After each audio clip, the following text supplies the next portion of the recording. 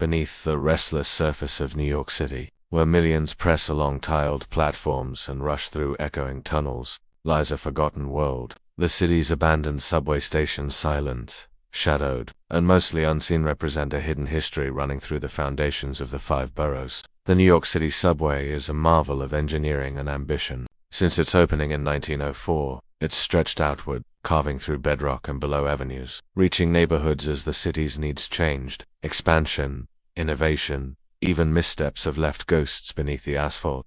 Stations locked behind steel doors, platforms that haven't heard a train in decades, and tiled archways that gather nothing but dust. Perhaps the most famous of these is the original City Hall station. When the subway debuted, City Hall was intended to be the jewel. Its platform arches are a mosaic of Guastavino tiles, topped with elegant skylights once catching rays of sunlight for the first commuters.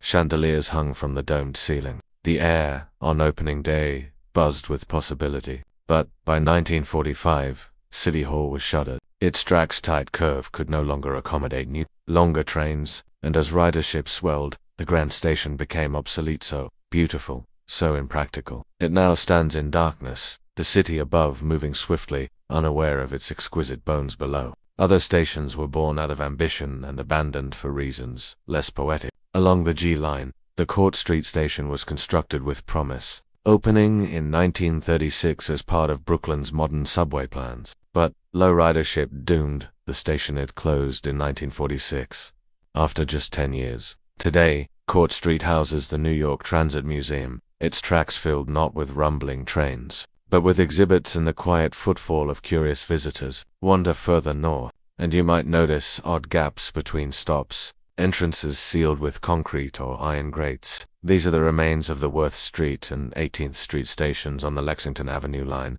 built in the earliest days of the subway. Their platforms couldn't handle the longer trains rolled out mid-century. Rather than expand, the city closed them, slipping them quietly into memory. For decades, graffiti artists and urban explorers braved trespass laws to explore these echoing stations, tagging their names on tile and steel secret galleries seen only by those who know where to look from passing trains. There is an element of urban myth woven into the story of New York's abandoned subway. Some whisper about hidden rooms and emergency exits disguised beneath fast food counters, or entire stations almost ready for service, then mysteriously locked away. While many tales are more fantasy than fact, there's truth behind the rumors.